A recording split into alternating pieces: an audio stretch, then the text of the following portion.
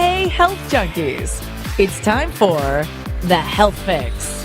Join your host, Dr. Janine Krause, as she gives you a dose of what you need to know and do right now to take control of your health from the inside out, to rebel against aging, look damn good, fight stress, and laugh every day. Hello there, health junkies. Welcome to another episode of The Health Fix. I'm your host, Dr. Janine Krause. Today's episode, I'm going to be interviewing Dr. Radisha Brown.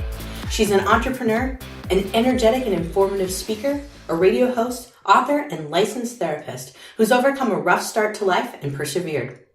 Dr. Brown is the host of Therapy Matters, where stories of triumph are shared along with tips on how you can overcome your greatest struggles with holistic living.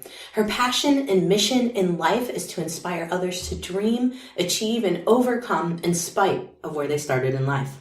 You'll find her on the airwaves weeknights at 9 p.m. Eastern Standard Time in Atlanta, Georgia on WDJY 99.1 FM or streaming online at www.wdjyfm.com or Central City, Kentucky on WMTA 107.3 FM or 1380 AM or streaming online at www.wmtafm.com. Dr. Radisha Brown is a specialist in terms of helping folks overcome their greatest struggles. And in particular, today we're going to be talking about weight and its connection to depression. I see this a lot in my office. I think that for a lot of folks, it is a topic that is kind of shoved under the carpet a lot or under the rug a lot because a lot of folks don't see the connection of depression to their increasing weight. So many people come into my office and they're just like, I just want to lose weight. Just give me a meal plan, doc. Tell me what to do. This time it's going to work. I'm motivated. It's going to happen. Right. And I'm thinking to myself, okay, but we haven't dealt with the problem. The problem is the health in terms of your mind. Your mind's not right. We've got to get your mind right first. Then we can get those numbers to come down. So Dr. Radisha and I are going to talk all about what you can do to take control of your life that doesn't involve stepping on the scale or using the awful D word, diet. Okay, let's get on with the podcast. Dr. Radisha Brown, thank you so much for coming on my podcast, The Health Fix, today, because I am so excited about talking about depression and weight. And the reason being is because I know in your field, just as much as mine, you're seeing it a lot. How many? Yes. Yeah? What's your percentage of folks coming in? Because I think a lot of people are scared to talk about how their mental health might be affecting their physical health, almost like there's shame, there's like this guilt and shame. Absolutely. I specialize in depression, specifically women dealing with depression and weight issues. So all of my clients are dealing with depression, but a lot of times what they come to me for is issues with weight. And through that process, through working with them one-on-one, I help them to understand that it's not the issue with weight that's holding them back. It's the issue of their mental health and their mindset.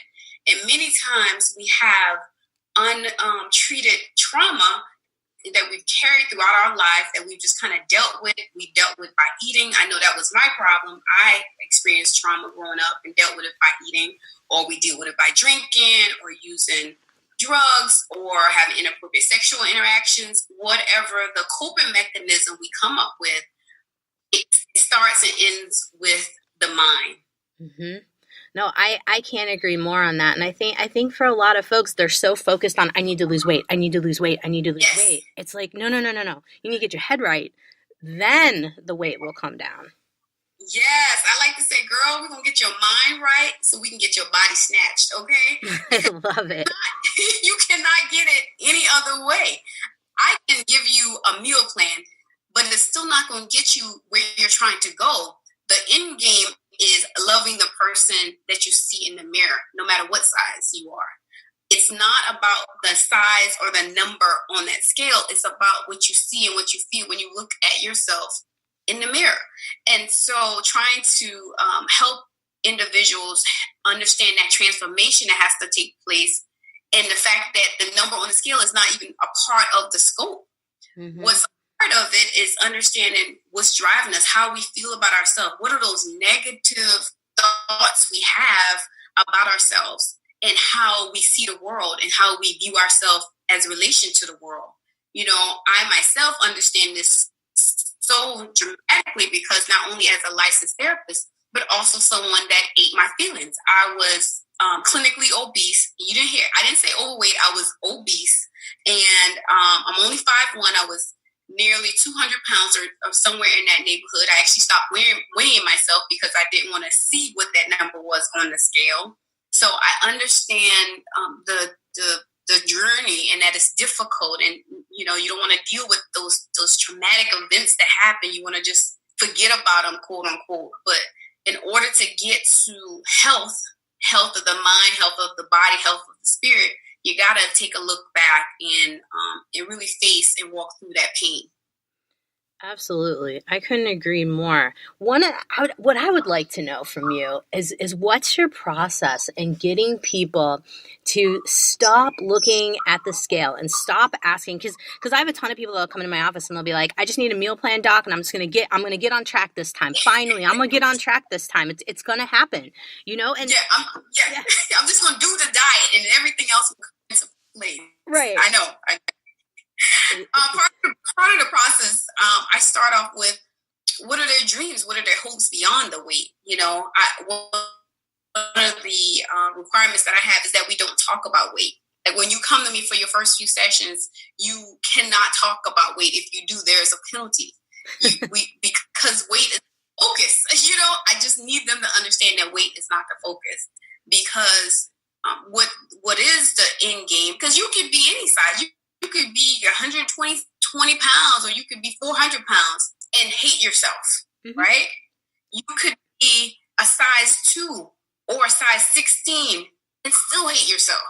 So what I need and what I try to impress upon my clients is it doesn't matter the size you are in. It doesn't matter the weight you have. What matters is how you feel about yourself.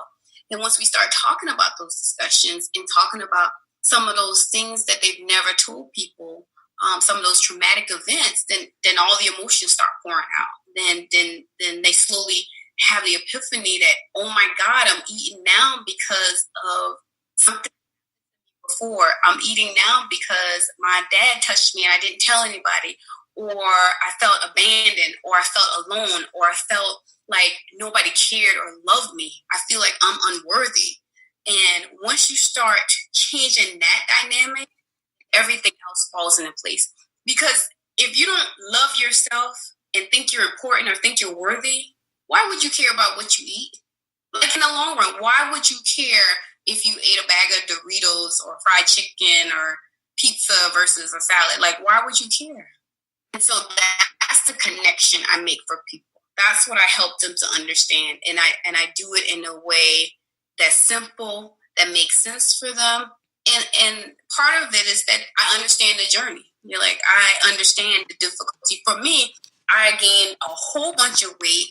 My coping skill was eating fried chicken. And it's I'm in the South, and it sounds almost comical that I'm eating fried chicken. I ate fried chicken like for days and months and months and months. And people were like, how could you eat fried chicken every day?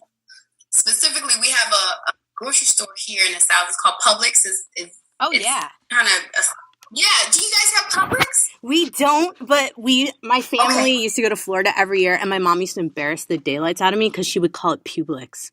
And so I'm like, oh my God. Okay, Mom. It's like, Publix, oh my God, they have the best fried chicken. And the lady that cooked the chicken, her name was Miss Ann, and I would go there so often, we became friends. And so part of why I ate fried chicken was not because it was fried chicken, but because it reminded me of my grandmother. It reminded me of a place that I felt comfortable and I felt love and I felt accepted. When I didn't accept myself, when I didn't love myself, when I didn't feel worthy within myself, I needed to find that place. And that place for me was through fried chicken. And then Miss Ann was older and she kind of, reminded me of my grandmother. So I would just constantly go to Publix and order fried chicken because it gave me comfort. And as you can imagine, eating fried chicken every day, my cholesterol was off the chart. I was pre-diabetic. Everything on my body hurt, my back, my side, my knee. I mean, I sweat in places I never knew I could sweat in. It was rough. Living that obese life is rough. It's rough. But in order for me to have gotten from that place to where I am now, healthy and happy and loving the person that I see in the mirror, I had to go through that journey. I had to face, the trauma and the feelings of worthlessness and feeling unloved, and feeling like my mom abandoned me because part of my story that I share on my show is, I grew up. I'm one of five. My mother was addicted to alcohol and drugs and wasn't able to raise us. So my grandmother, pretty much took us from the hospital to her house. And so, that part of that trauma of not having a mom or a dad in that matter, and feeling like I was not worthy of her getting help and getting, healed from drugs and alcohol and choosing that life versus choosing the life of being a mom, that's how I dealt with those feelings, is by eating. Mm-hmm. And so it led me to a very dark place. It led me to just pretty much laying on my couch. And, I was a functional, somebody that was clinically depressed, but functioning. There's a misconception that in order for you to be depressed, you have to not leave your house and not change clothes. But in fact, most people, specifically women, they function every day. They go to work, they take care of their kids, and they're depressed. Mm-hmm. So, and I work in mental health. I understand what mental health, but even for me, it was like it took me a while before I was ready to change. It took me a while before I felt brave enough to deal with all those emotions and pain and anger that I had towards my mom. Like, I was so secretly angry at her and feeling like, why couldn't you choose us? Why couldn't you give up drugs and alcohol and be a mom? And until I was ready to face that pain and that trauma, I couldn't get to the weight I wanted to get to. I couldn't get to feeling safe and feeling like I didn't eat fried chicken every day and feeling loved and worthy within myself. So that's what I teach people, and that's part of the journey. And in fact, my new book that'll be coming out this summer is called Girl, Get Off the Couch. Because most of my time on the couch, like, I would get up, I would go to work, and I would come back home, I'd eat my fried chicken on the couch, I'd cry myself to sleep on the couch, I'd be mad on the couch, like, everything happened on the couch. I was ready to get my butt off the couch. Was just in that same place of not changing, except for my scale, which was quickly rising. Oh man. Yeah. And my story is, we all have a story. All the women I work with have a story. Mine is tremendously traumatic and heart-wrenching, but so is so many other people. And the more I work with women, the more I realize how much pain we're really in, that we're covering it with outward work, we're covering it with surgeries that we're having to ourselves, we're covering it with makeup, we're covering it with nice clothes and shoes and a car and a house, but we are living in pain. Mm-hmm. And the pain associated with the trauma that we've never talked about, that we've never been able to face, that we've told ourselves so often that it doesn't affect me, like it doesn't matter. But in fact, it does. It does every day, and it affects the decisions we make. It affects the people that we choose to love. It affects the people we choose as friends. It affects our jobs and how we perform on our jobs. It affects every facet of our lives. So that's what I try to help clients to understand is weight is just a small, tiny part of the whole picture. Right? Oh, absolutely. Absolutely. And boy, I bet you could probably speak to this too, how hard it is to convince people that weight is just a little bit of the picture, because I have so many people that come in and they're like, I didn't have any trauma. There's nothing wrong. I haven't had any issues. I'm like, oh. No, I'm perfect. Everything. I just eat all the time. And so, yeah, you do get clients like that are just unwilling or unable to face whatever happened to them. for me, in my practice, I start with a kindness. And some people get to where they're trying to their destination much faster than someone else. Sometimes I got to work with people that are not at a place to even talk about or admit certain things have happened to them. So we start, and I like to give them, quick wins in terms of weight. Like, okay, we're going to do this program for this period of time, and they start seeing the weight come off, and then I'll slowly introduce. Okay, so let's talk about this is what you've told me. This is the goal, and I just reiterate the goal that they give me. It's not the goal I have for them. It's what you tell me you want to go and how you want to feel, and so we work from that.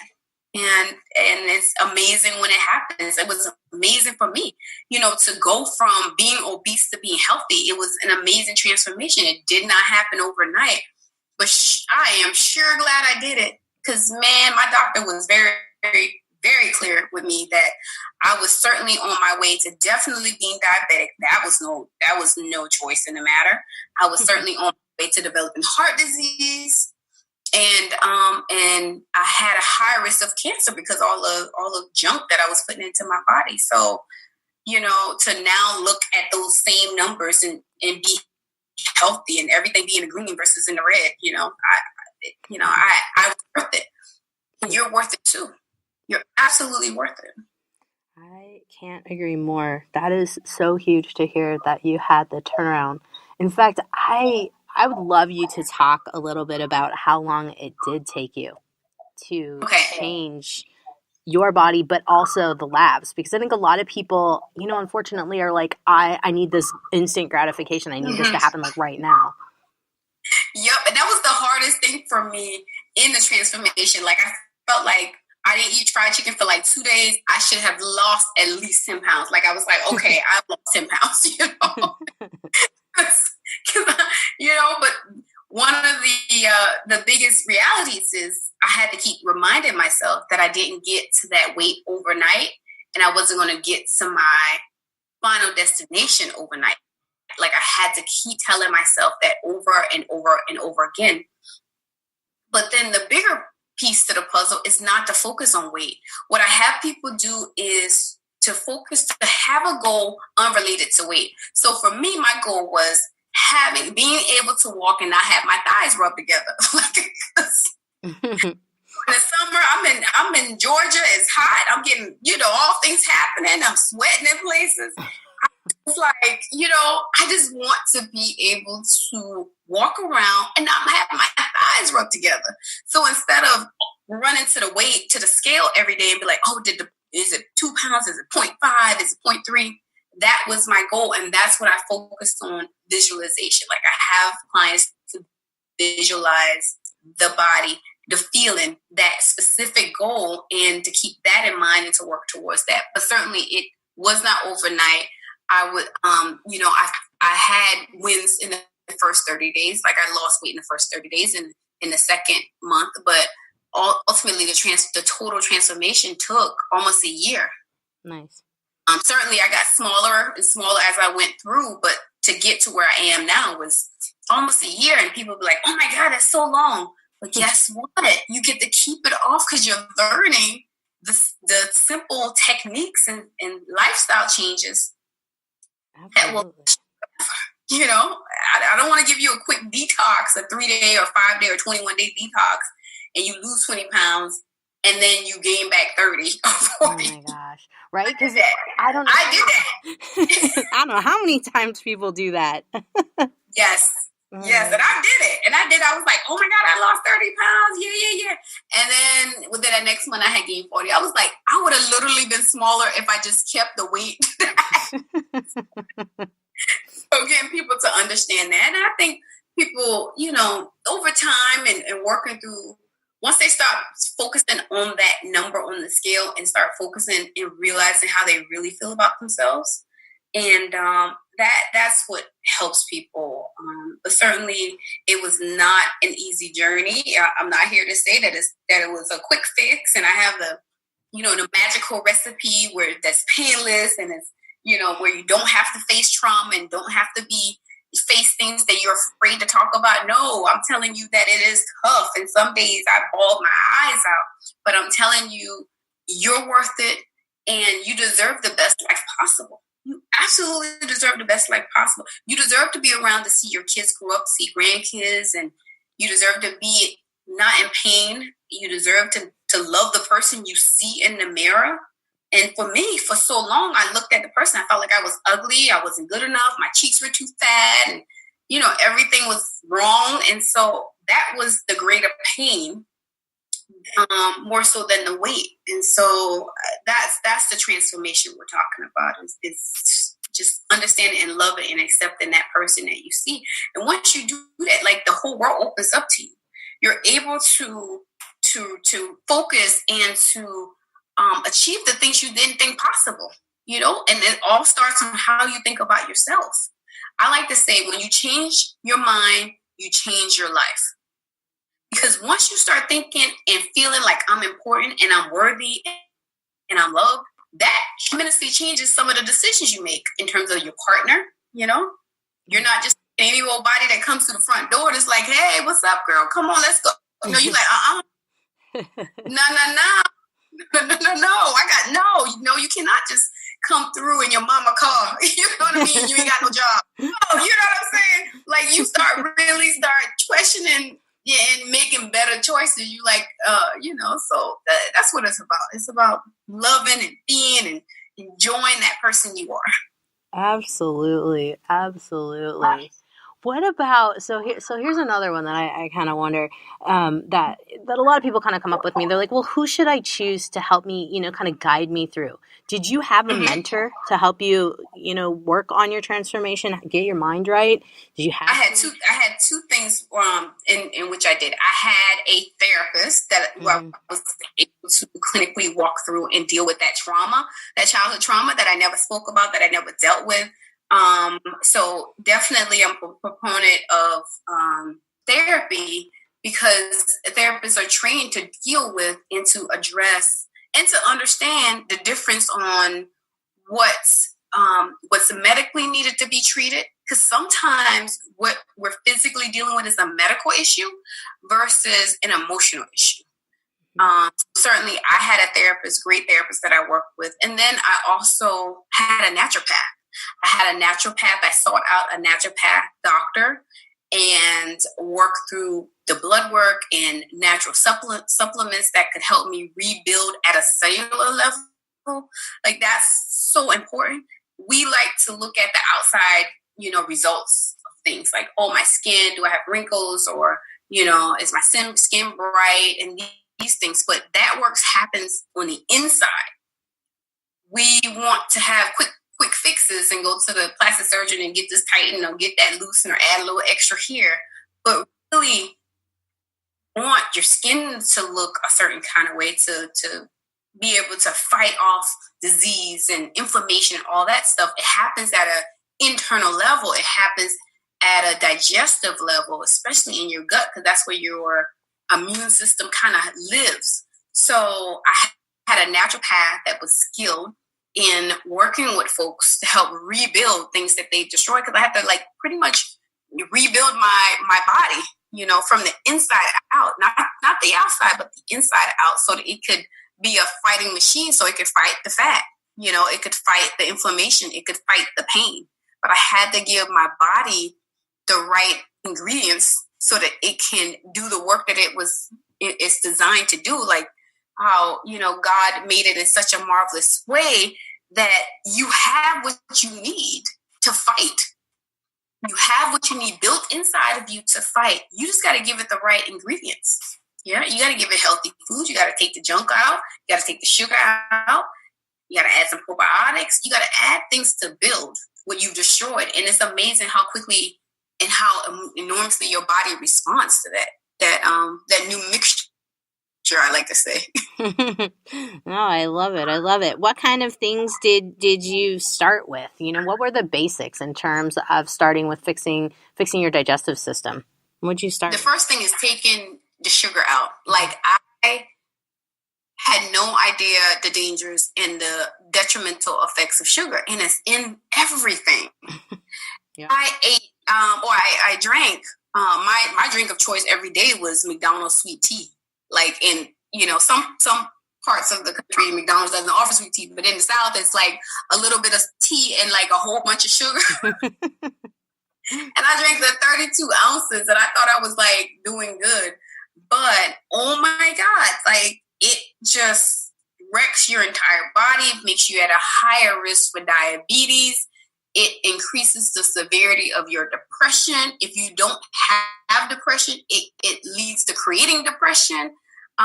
So I had to first step was taking that stuff out. And sugar is extremely addictive. It is 8 times more addictive than cocaine. So literally it's easier to get off of cocaine than it is for sugar. It's not fair. And I was like having withdrawal symptoms. I was like dreaming about it at night. I was sweating. I had headaches. Your body goes through this detox process as it would anything that you're addicted to. So I need people to understand that you are dealing with an addiction. It's not that you just choosing to do these things, although there's choice in the matter, but you're psychologically and physiologically addicted to the supplements that you've been putting into your body. Like for me, it was McDonald's sweet tea, which is, oh my God, the grams of sugar in here, like it's unbelievable. So it's a process. You start taking out the junk. And for me, that's where I started at. It wasn't the fried chicken. The fried chicken was like my phase 2. For me, it was easier to, in my mind anyway, to get off of the sweet tea. So I was like negotiating. Okay, sweet tea and the fried chicken. So I'm going to first give up the sweet tea, and then I'll work on the fried chicken. So that's what you do. That's what you do in stages. So I think people fail when they're trying to transform and transition because they try to take on too much at one time. Mm. So my first step was just taking the sweet tea off the table and substituting it with water, and lots of water, which is the mineral of life water, because it helps to detoxify and purify and hydrate your body. And then the second stage was taking out the fried chicken. And as I took out something, I added something back in. So that's the negotiation part in my mind and the balancing. You just can't take out everything. Take out and replace. Yeah. So as I took out the sweet tea, I replaced it with water and lemon water and doing different fruit in my water, just different combinations that made me excited to drink water. And then as I took out the fried chicken, I needed to balance it with something else. So instead of like fried chicken, I would do baked chicken, and then different combinations of baked chicken and salads and different things. So it's not just about taking all the bad stuff out, but putting the right stuff in as well. And then I started adding supplements. Like I think everybody in America should be on a probiotic. My personal thing, because it's you need good bacteria in your body. You need good bacteria in your stomach to help your body to rebuild. That's a key ingredient, in my opinion, to rebuild. I also think for brain health, we need fish oils. Those are 2 staples in my diet every day. That I take every morning is a probiotic and fish oil, because fish oil has the ability for anti-inflammatory markers, but it's also good for brain health. And as you're dealing with mental illness, it's certainly important to add supplements to help the brain to heal. Absolutely. Absolutely. I think everybody needs both of those. I am in agreement for sure on those 2. Yeah, it was a slow process, but after a while, after the first month, you start getting into new habits. You start developing new habits. After 6 months, you start to develop a new lifestyle. After a year, you are in a new lifestyle. So things that you used to do in the past just doesn't come natural to you anymore. You want to get to the point where it's just a natural part of your life. You're not even thinking about, oh, should I eat fried chicken or baked chicken? You want to get to the point that you're just going to get the baked chicken. There's not even a choice in the matter, because it's habit is now your lifestyle. Mm-hmm. So that's my goal for long-term health and mental health and physical health and transformation is getting to the point where things are just, you develop a new lifestyle. I don't like to tell people you're not doing a diet. I need you to take diet off. You're developing a lifestyle, a new norm for you. And your new norm may not look exactly like my new norm. That's the other thing that's important. It's not going to match the person next to you. It's not going to match exactly mine. You're going to develop it to what feels good and comfortable for you, right? Absolutely. So you may continue to drink some sweet tea. We may just cut it instead of buying it. You're going to make it yourself, and instead of using sugar, maybe you're going to use stevia or something else. We're going to work in. For somebody else, maybe they don't want any tea at all, and they're just going to drink water. But it's an individual process. I think we sometimes get discouraged because we're like, oh, I can't do it like Susan or Sally. No, you're not going to be Susan or Sally. You're going to be your own person, and you're going to develop your own program and your own lifestyle, right? Same thing with exercise. People think, oh, I got to go to the gym and I got to do the weights and I got to do the treadmill. No, if that's not a part and makes you happy, you don't have to do it. I like to just pop on some music, and be in the house just popping and locking, sweat up and down my stairs like I'm at the club or something, But that works for me. That makes me happy. But, you're going to create your own program. You're going to create your own program, your own new lifestyle. I think that's really important that you say you're going to create your own lifestyle, because I think a lot of people do look at all the different, buy this program, buy that program, this, this worked for Jenny Craig, this worked for, so-and-so. And it's like, whoa, no. We're all individuals, and we all, change differently. And we all need something that resonates with us. Now, I love that you dance in your house. That's awesome. I can only dance in the bathroom because if my husband sees me dancing, he laughs at me. So I have no moves whatsoever. The good thing about doing it in your house, nobody knows. Like in your mind, like in my mind, I'm like a girl in a video, like popping and just doing it all perfect. In reality, no, it does not look like that. But, I'm working up a sweat. That's the whole purpose of exercise, getting your heart rate up. You're working up a sweat. It's not going to the gym. But sometimes I do go to the gym. I like to spin on the bikes. That's pretty cool too. So it's just whatever works. Absolutely. That's you. Yeah. Absolutely. So I got a question for you. One of the things I hear from a lot of patients is, well, my friends, my family, they're on me. They're always like, you're not eating enough. You need more food. Or, oh, I brought over a cake. Or, food is love kind of concept with the family. Or the friends are like, hey, let's go out to eat. And what do we do about social events if you don't want to eat where we normally go? What'd you do about that?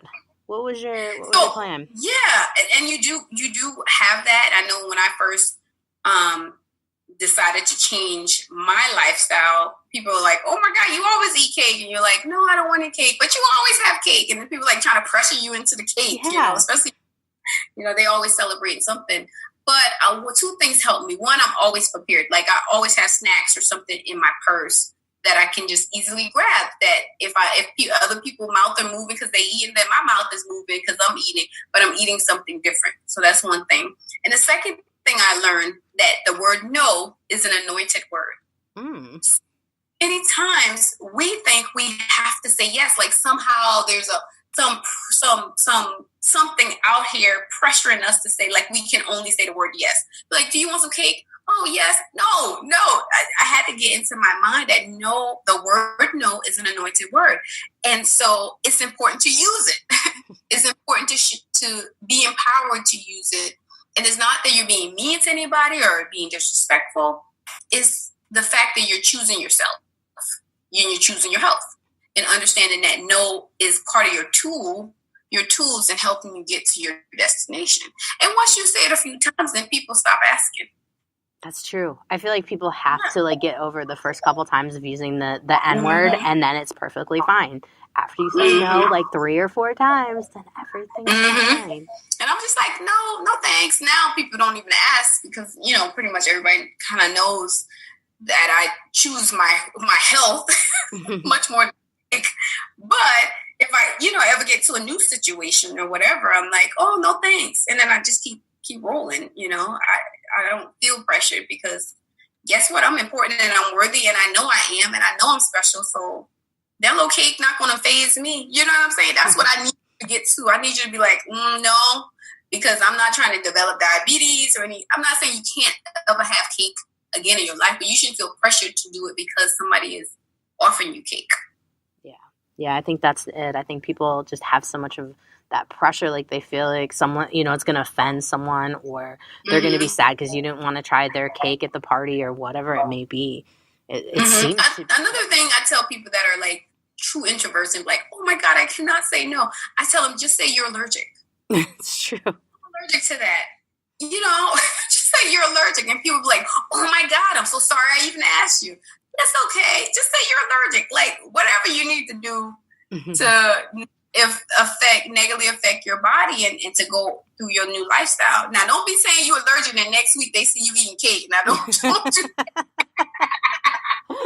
Don't be doing that, girl. Listen, you're going to have to stick to it if you're allergic. You are allergic for life now. Yeah, you're gonna have to stick to that forever. But understanding that no is an anointed word. And that's actually a chapter in my book. It says the word no is an anointed word, because we all, especially as women, there's this thing that we just feel like we have to say yes to people so we don't hurt people's feelings. I don't know. But we got to get over that so that we can heal, Absolutely. Yeah, it is a weird phenomenon. It's like saying no to food, saying no to extra commitments, to helping, to caregiving, which I think caregiving and taking care of people, whether it is your family or whether it is extended family, I think for a lot of ladies, I think that's some of the issue too, is that we overextend ourselves, and then we end up being depressed when we're trying to really help, and it just turns into a nightmare. And we've exhausted all of our internal resources. We're exhausted emotionally, physically, and we cannot see our way to take the next step because we've committed and said yes to all these things that we really should have said no to. But that's part of the healing journey, and that's part of understanding your value and your worth. Because if you're in a position of value and worth and feeling like you're important, then that pressure to say yes and overextend yourself, you're able to say no because you understand what that means. Know that if I say yes to you, that means that I'm placing myself at the bottom of the list. And no, I'm not going to do that because I know I'm important and I know I'm valuable. And I have really important people that I care about in my life and that I love, and I need to be the best version for them and for me. And once you get and start from that position, then your whole outlook on things change. You're able to say no. You're able to go to a party and not feel pressured to drink or to, eat cake or whatever it is that you don't want to do. Absolutely.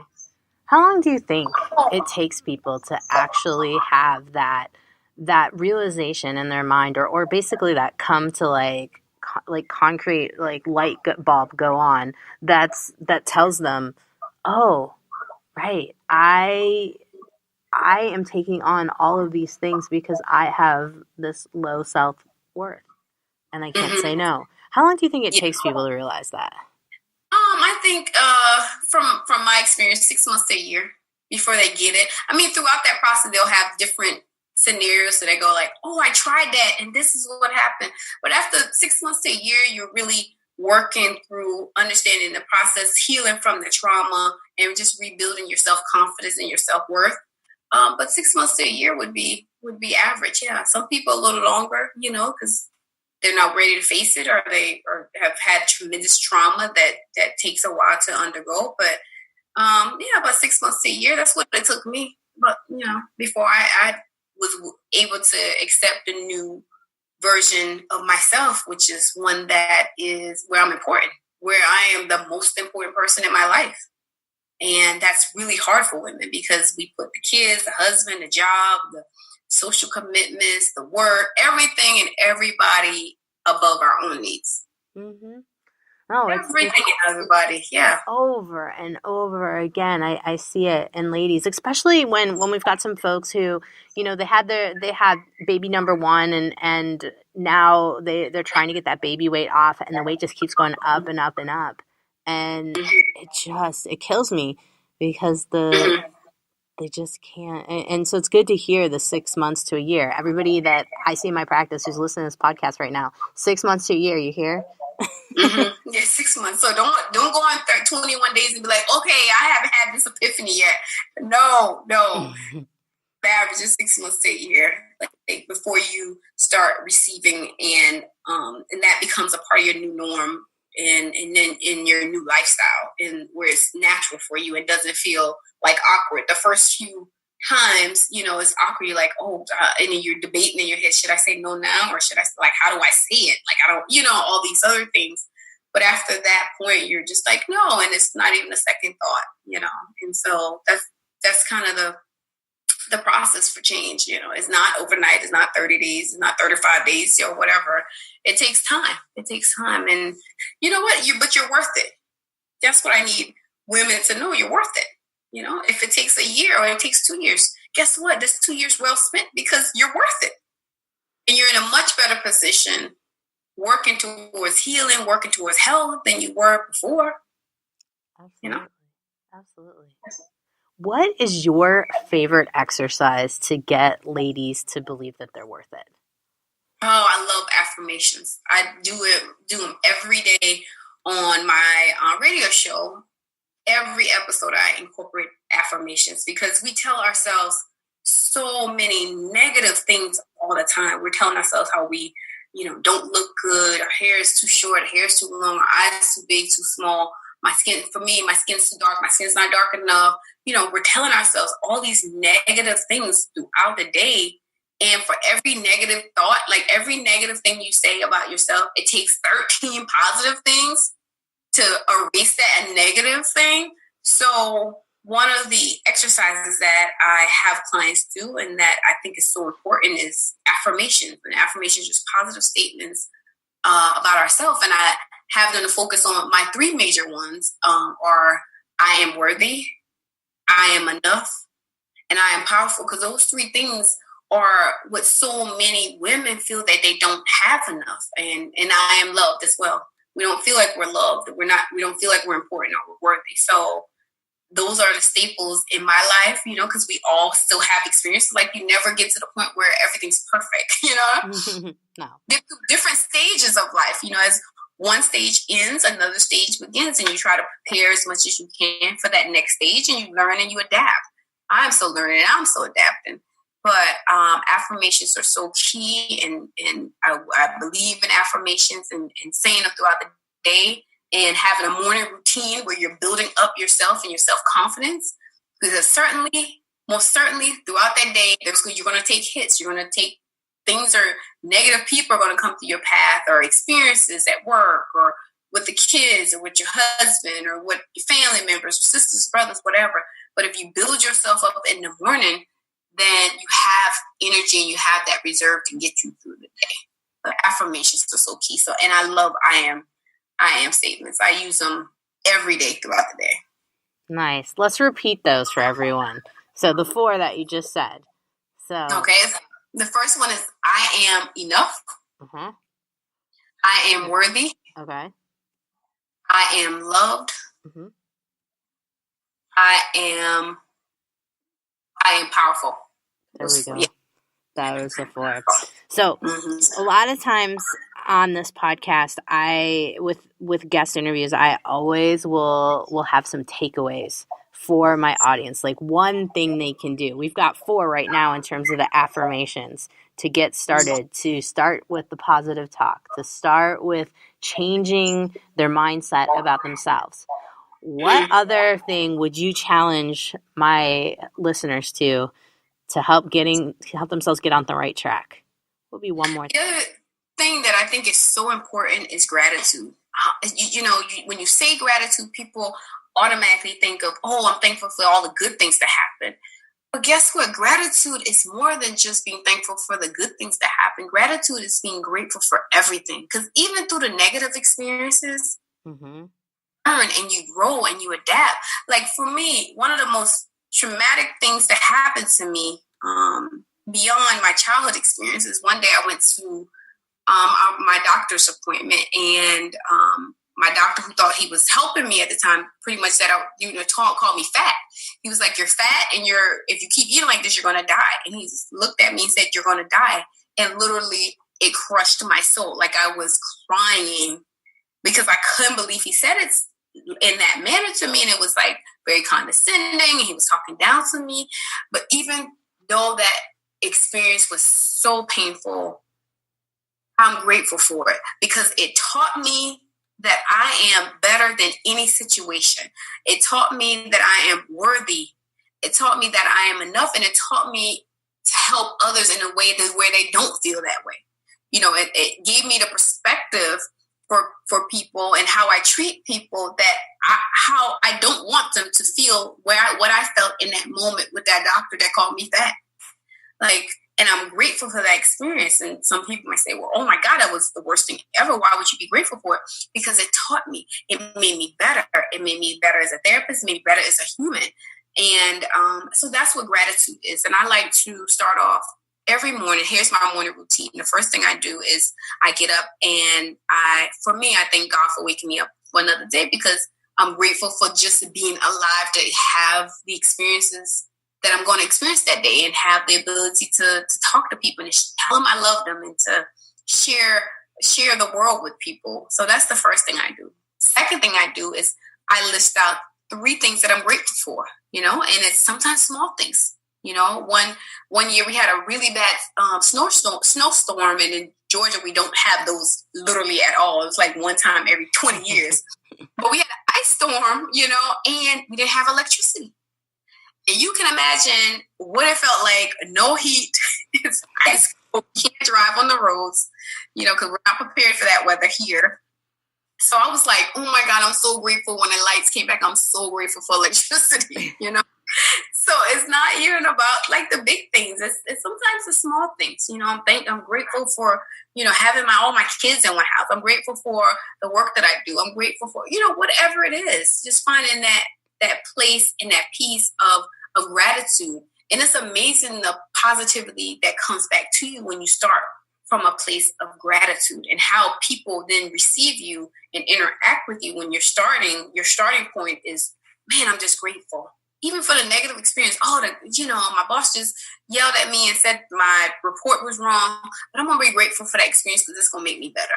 Can you imagine how your worldview would be different if that's how you treated those experiences, by being grateful? Like it's a changer. It's a world changer. So that's one thing that I would give to your audience to try to embrace gratitude. Absolutely. Because I think a lot of people at first are like, oh, it's kind of hokey. But if you start to get into it, it actually, you're like, wow, that was this, that is something to be thankful for, especially with, negative things that do happen to you. Because I think a lot of times we can get in some pretty dark, deep holes with that. Mm-hmm. Mm-hmm. It helps you to get out of it, and helps you to see it in a different light. And all of the powerful people, everybody from Oprah to the kings of meditation, they all talk about gratitude. They all talk about the role of gratitude in their lives. So, it's a really important thing. It's not something that sneezed at, and it's not something that's, that's just Radisha talking. She's a therapist. No, it's something real. It's something that tremendously transform your life. So try a little bit of gratitude today and see how that works. See how that works for you. Definitely think that's huge. You guys listen to her. She knows what's up. I think it's huge. Now, one of the things that I highlighted in my intro for you is that you have a radio show, and it's called Therapy Matters, and you're on in Atlanta, and you're also on in Kentucky. Remind me the town in Kentucky. Central City, Kentucky. Central City, Kentucky. And what are those radio stations, and how can folks stream you live online if they want to catch your show there? Absolutely. They can listen every night, Monday through Friday at 9 p.m. Eastern Standard. In Atlanta, is on station 99.1 WDJY, or you can listen online at the station's website at WDJYFM.com. That's WDJYFM.com. Also, Kentucky station is 104.3 in Central City, Kentucky, or you can listen live on their station, WATMFM.com. So you can hear me every night, or you can hit me up on social media. I'm at Dr. Radisha, and that's Radisha Brown. And I literally answer all my social media, which is crazy. I'm up really late most nights. But I answer all my DMs because I get people asking different questions and stuff. So hopefully, if you send me a DM and I can help, I certainly will do my best. I feel like, it's my calling and what God put me on this earth to do. And I love talking to people and love meeting people and just love encouraging people because I understand the place of sadness and I understand the journey from there to happiness. So, you can visit me also on my website, girlgetoffthecouch.com, which is also the title of my new book. That will be a story of a lifetime. It'll be my life. And details out the transformation and what that was and what that looked like and the feelings and all that good stuff. So yeah, thank you so much for allowing me to be a part of your podcast. I just love the work that you're doing in informing the public on natural products and places and healing and health. We need so much more of that so that people can understand and there is help available and you can transform into your new you. You can do that. And so thank you for allowing me to be a part of your show. And I couldn't have said it any better. Thanks, Radisha. I appreciate it. I can't wait for your book to come out because I have a whole bunch of folks that I'm thinking about I need to hand it out to one by one. And so we need to talk after this recording about how to get that book to my office. So we are going to chat. Okay. Sounds good. Thank you so much. I can't wait to put this out. My folks are going to be excited. It has been a wonderful opportunity. Wow, Dr. Brown is quite an inspiration. I really do hope that those of you that listen to this podcast all the way through really took away some good nuggets from this podcast because really it's not about the weight. It's not about the scale. It's not about finding the right meal plan that's going to work. It's not about finding the right guru that's going to get you through. You're going to get yourself through. You have to deal with that mind. You got to get that mind right. And Dr. Radisha is proof that if you get the mind right, you can accomplish all kinds of things. So don't walk away from this podcast feeling like, oh my gosh, I don't want to deal with what's going on in my head. I don't want to deal with those emotions. Know that you can. It's not going to be a quick fix. But once you get through working through some of the deepest, darkest things that have happened to you in life, there is going to be a big, huge light at the end of that tunnel with a big, huge rainbow. And you're going to feel a heck of a lot better. I'm not kidding. This is something that I have been working with myself one day at a time. And things are starting to turn around for me. So I know it can happen for you too. So start by finding a counselor that can help you with the traumas that you have experienced in life. Maybe you haven't had a trauma of sexual abuse. Maybe you haven't had anything remotely close to that. But like I always tell folks, anything that's had an impact on your life is a trauma to you. It doesn't matter how anyone else classifies it. It doesn't matter what you see out there being classified as a trauma. Your trauma is your trauma, and it's clearly affected you, and it's time to get some help. In my podcast notes at drjkrausend.com, I have a list of resources in terms of where to find counselors that can help you in this situation, especially those that are culturally appropriate. Now, go out there, work on your affirmations, and work on gratitude. And I bet you'll start feeling a lot better in no time. You've survived another episode of The Health Fix. I'm your host, Dr. Janine Kraus. Have a great day, whatever you're doing. Hey everybody, Dr. Janine Kraus here. If you liked what you heard today, then head over to drjkrausend.com to find my free resources and information to know when I post something new that's juicy that you might want to check out. Plus, head over to where you get your podcasts and like, subscribe, and write a review to help get the word out about me and help others at the same time to find me. It really does help, and I really appreciate all of your reviews.